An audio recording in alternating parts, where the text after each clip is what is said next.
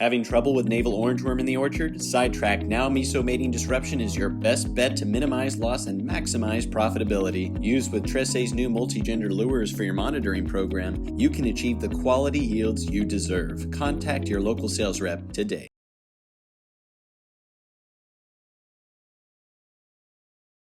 Hello, I'm Matthew Malcolm with Pacific Nut Producer Magazine, reporting to you here today with Jhalendra Rijal, UC IPM advisor.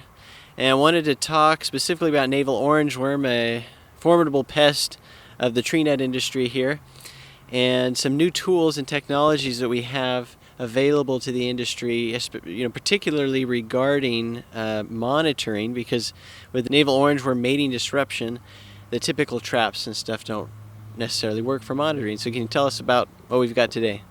Okay, well, thanks for having me.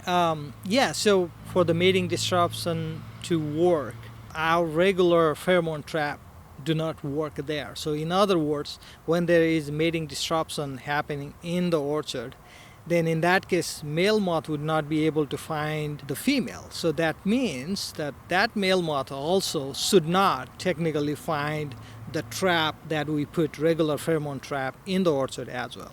So in that case, still we wanted to track the flight. We wanted to know what is happening in the field, and especially when the pheromone trap is not working, what else we could do to monitor navel orangeworm. So there are actually two options we could do. One is anything female-based trap, so any attractant, for example, grounded pistachio bait that are in use. It's called the Peterson trap. That can be used, that basically attracts the female.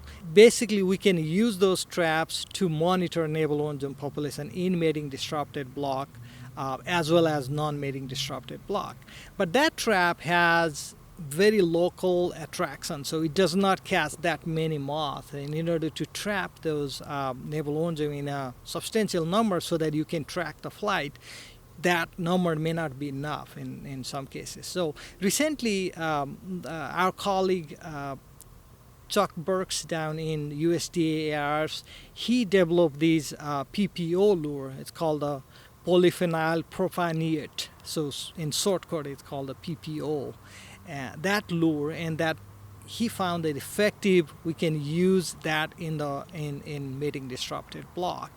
And I also did a trial in 3 almond orchard. Basically, we put this PPO lure in combination with the pheromone lure. So it needs to be combo. Pheromone lure and PPO lure together in the wing trap. If you put that out there in mating disrupted block, you'll catch the enough number of the navel orangeworm that you can use that as a monitoring tool for navel orangeworm.